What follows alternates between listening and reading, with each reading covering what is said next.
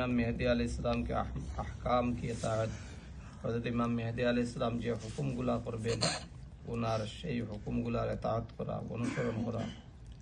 अब्दुल्लाह इब्ने उमर का बयान है कि हज़रत रसूलुल्लाह सल्लल्लाहु अलैहि वसल्लम ने फरमाया, हज़रत अब्दुल्लाह इब्ने उमर रज़ियल्लाहु अन्हु वर्णना करें हुजूर सल्लल्लाहु अलैहि वसल्लम इरशाद फरमाइयाছেন, जब हज़रत मेहदी अलैहिस्सलाम ज़ुहूर फरमाएंगे तो बादल उनके सर पर साया फगन होगा। যখন হযরত ইমাম মেহেদী আলাইহিস সালাম দুনিয়াতে আত্মপ্রকাশ করবেন তখন বাদল সূর্য উনার উপরে কি দিবে, এর আব যেটা আছে এটা ছায়া দিবে মাথার উপরে, যাতে সূর্য উনার শরীরের মধ্যে না লাগে। আর এক মুনাদি এ আওয়াজ দেগে একজন ঘোষণাকারী সে ঘোষণা দিবে, উচ্চস্বরে আওয়াজ দিবে, জমিন पर ए मेहदी खलीफाए खुदा है।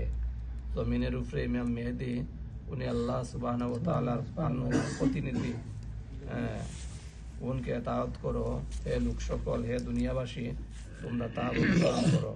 तौज़ीह व्याख्या, हज़रत मेहदी अलैहिस्सलाम के इताअत के बारे में दो रिवायत गुजर चुके हैं। हज़रत इमाम मेहदी अलैहिस्सलाम दुनियाते प्रकाश হওয়ার ব্যাপারে দুইটা বর্ণনা যেটা অতিবাহিত হয়েছে, जिसने हज़रत मेहदी अलैहिस्सलाम की इताअत की उसने खुदा की इताअत की। যারা ইমাম মেহেদী আলাইহিস সালামের অনুসরণ করব তারা আল্লাহ তাআলার ইতাআত করব, অনুসরণ করব। जिसने मेहदी की नाफरमानी की उसने खुदा की नाफरमानी की। যারা ইমাম মেহেদী আলাইহিস সালামের নাফরমানি করব, অনুকরণ করব না, তারা अल्लाह सुब्हानाहु व तआला नाफरमानी করব। उनकी बातें गौर से सुनो और इताअत करो। তাহার কথাগুলা ইমাম মেহেদী আলাইহিস সালাম যে কথাগুলা বলবেন সে কথাগুলা তোমরা মনোযোগ দিয়ে শুনো এবং তার অনুসরণ করো। उस तरह के मफहूम के लिए रवायत नम्बर 91 मुलाहजा फरमाए गए।